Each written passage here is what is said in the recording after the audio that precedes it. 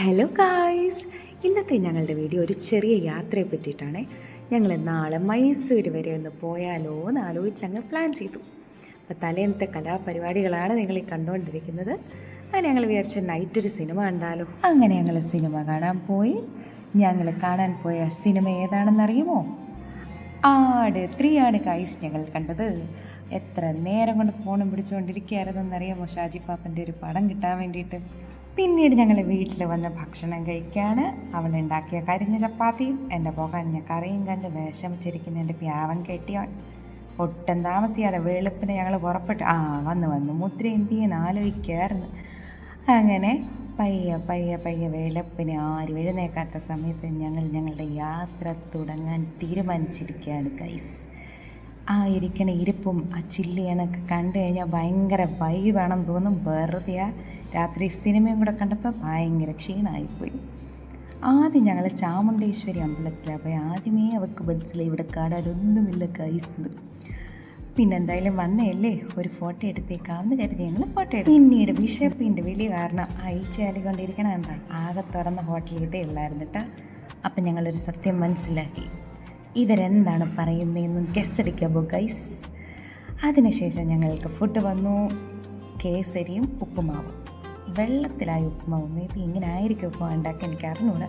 എന്തായാലും ഈ ഉപ്പുമാവ് കഴിച്ചതോടെ കെട്ടിയവനെൻ്റെ വില എന്തായാലും മനസ്സിലായി. അതിനുശേഷം ഞങ്ങൾ മൈസൂർ പാക്ക് കിട്ടുന്നിടത്തേക്ക് പോയിട്ട് വേൾഡ് ഓഫ് മൈസൂർ പാക്ക്. അവിടെ പല ഫ്ലേവേഴ്സിലുള്ള മൈസൂർ പാക്ക് നമുക്ക് കിട്ടും കേട്ടോ.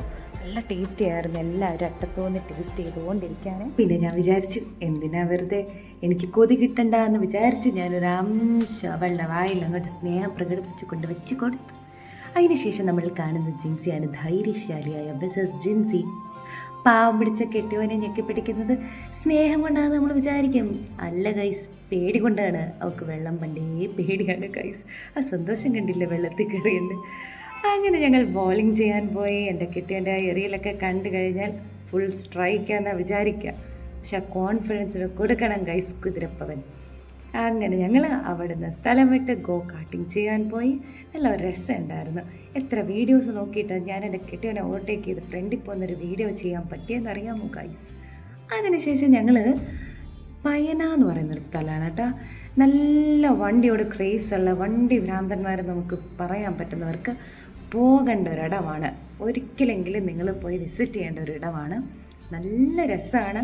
അകത്ത് നമുക്ക് വലിയ വിവരമൊന്നും ഇല്ലെങ്കിൽ പോലും അവിടെ ഇങ്ങനെ സൈഡിലിങ്ങനെ എഴുതി വെച്ചിട്ടുണ്ട്. പണ്ടത്തെ ആൾക്കാർ തൊട്ട് ഉപയോഗിച്ചിട്ടുള്ള വണ്ടികൾ, അതിൽ വരുത്തിയിരിക്കുന്ന മോഡിഫിക്കേഷൻസ്, എന്തൊക്കെയാണ് ഓരോ ബോഡി പാർട്സ് യൂസ് ചെയ്തത്, അതിൻ്റെ പ്രോപ്പർ എക്സ്പ്ലനേഷൻ.